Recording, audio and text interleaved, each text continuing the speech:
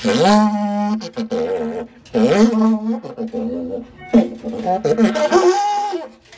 afternoon and welcome to Story Hour at Book and Puppet Company here on beautiful Center Square in Easton, Pennsylvania. Today we're going to be continuing to celebrate Poetry Month by reading a few poems from the old Possum's Book of Practical Cats by T.S. Eliot. We're going to start with Mungo Jerry and Rumpelteazer. Pictures by Edward Gorey, by the way. Which one of them is Mungo Jerry and which one is Rumpelteazer? You think this is Mungo Jerry? And this is, or you think this is Mungo Jerry and this is Rumpelteazer? Okay, here we go. Mungo Jerry and Rumpelteazer were a very notorious couple of cats.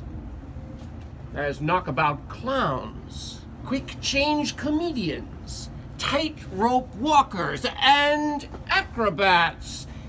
They had extensive reputation. They made their home in Victoria Grove. That was merely their center of operation, for they were incurably given to rove.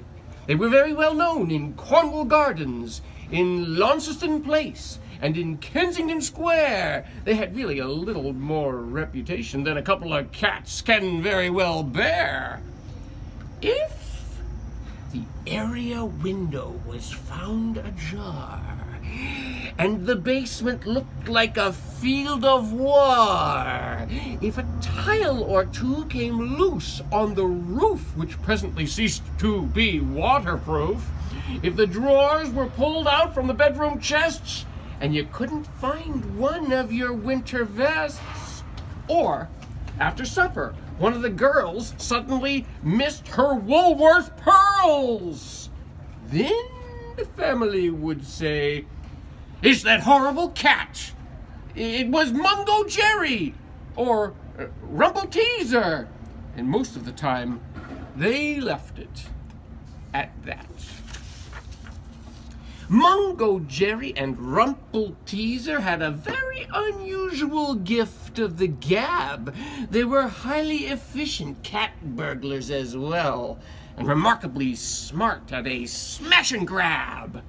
They made their home in Victoria Grove. They had no regular occupation. They were plausible fellows and liked to engage a friendly policeman in conversation. When the family assembled for Sunday dinner, with their minds made up that they wouldn't get thinner on Argentine joint, potatoes, and greens, and the cook would appear from behind the scenes and say, in a voice that was broken with sorrow, "I'm afraid you must wait and have dinner tomorrow, for the joint has gone from the oven like that." Then the family would say, "It's that horrible cat. It was Mungo Jerry or Rumpelteazer." And most of the time, they left it at that. Mungo Jerry and Rumpelteazer had a wonderful way of working together, and some of the time you would say it was luck, and some of the time you would say it was weather. They would go through the house like a hurricane, and no sober person could take his oath. Was it Mungo Jerry or Rumpelteazer? Or could you have sworn that it mightn't be both? And when you heard a dining room smash, or up from the pantry there came a loud crash, or down from the library came a loud ping from a vase, which was commonly said to be Ming, then the family would say, "Now, which was which cat? It was Mungo Jerry and Rumpelteazer, and there's nothing at all to be done about that." This vase is, you can see the two tails by the vase. I think they both were responsible for breaking that vase. Okay, now we're going to read another very exciting and mysterious story, specifically mysterious because it's called McCavity, the Mystery Cat. McCavity's a mystery cat. He's called the Hidden Paw, for he's the master criminal who can defy the law. He's the bafflement of Scotland Yard, the flying squad's despair. For when they reach the scene of the crime, McCavity's not there. You see him flying up here. McCavity, there's no one like McCavity. He's broken every human law. He breaks the law of gravity. His powers of levitation would make a fakir stare. And when you reach the scene of crime, you want to say McCavity's not there? McCavity's not there! You may seek him in the basement, you may look up in the air, but I tell you once and once again, ready? McCavity is not there! McCavity's a ginger cat. He's very tall and thin. You would know him if you saw him, for his eyes are sunken in. His brow is deeply lined with thought. His head is highly domed. His coat is dusty from neglect. His whiskers are uncombed. He sways his head from side to side with movements like a snake. And when you think he's half asleep, he's always wide awake. McCavity, there's no one like McCavity, for he's a fiend in feline shape, a monster of depravity. You may meet him on a by-street, you may see him in the square, but when a crime's discovered, then... You ready to say McCavity's not there? Let's all say it. McCavity's not there! He's outwardly respectable. They say he cheats at cards, and his footprints are not found in any file of Scotland Yard's. And when the larder's looted, or the jewel case is rifled, or when the milk is missing, or another peak's been stifled, or the greenhouse glass is broken, and the trellis past repair, aye, there's the wonder of the thing. Are you ready to say that McCavity's not there? McCavity's not there! And when the Foreign Office find a treaty's gone astray, or the Admiralty lose some plans and drawings by the way, there may be a scrap of paper in the hall or on the stair, but it's useless to investigate. Ready, go. McCavity's not there! And when the loss has been disclosed, the Secret Service say, it must have been McCavity, but he's a mile away.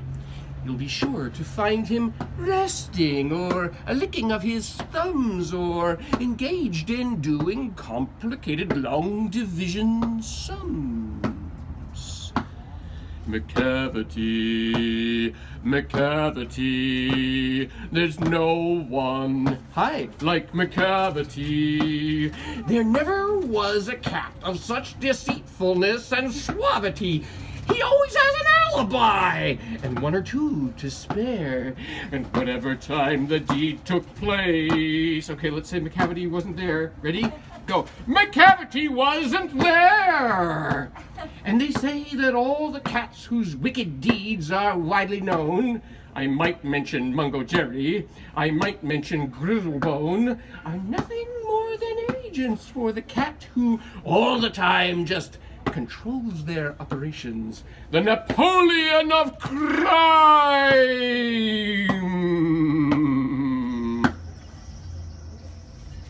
Okay, you want to read one more? Sure. Okay, we're reading poems from Old Possum's book of Practical Cats. Let's see. Oh, I'll tell you what, we'll read the first poem in the book because it's the one about the naming of cats. Do you have a cat at your house? We do not. You don't have a cat? Well, if you had a cat there would be problems with choosing the name of the cat, because this poem is all about the naming of cats. The naming of cats is a difficult matter. It isn't just one of your holiday games. You may think at first I'm as mad as a hatter when I tell you a cat must have 3 different names. First of all, there's the name that the family use daily, such as Peter, Augustus, Alonzo, or James, such as Victor, or Jonathan, George, or Bill Bailey. All of them sensible, everyday names. There are fancier names, if you think they sound sweeter. Some for the gentlemen, some for the dames, such as Plato, Admetus, Electra, Demeter, but all of them sensible, everyday names. But I tell you, a cat needs a name that's particular, a name that's peculiar and more dignified. Else, how could he keep up his tail perpendicular, or spread out his whiskers, or cherish his pride? Of names of this kind, I can give you a quorum, such as Munkustrap, Quaxo, or Coricopat, such as Bumballerina, or else Jellilorum, names that never belong to more than one cat. But above and beyond, there's still one name left over, and that is the name that you never will guess. The name that no human research can discover, but the cat himself knows and will never confess. When you notice a cat in profound meditation, the reason I tell you is always the same. His mind is engaged in a rapt contemplation of the thought, of the thought, of the thought of his name. He's ineffable, affable, ineffable, deep and inscrutable, singular name. Okay, and that is going to be the end of our reading for this morning. Or this afternoon, we're reading from Old Possum's Book of Practical Cats by T.S. Eliot with pictures by Edward Gorey, which you can get at Book and Puppet Company if you click the link. And see you next time. Bye!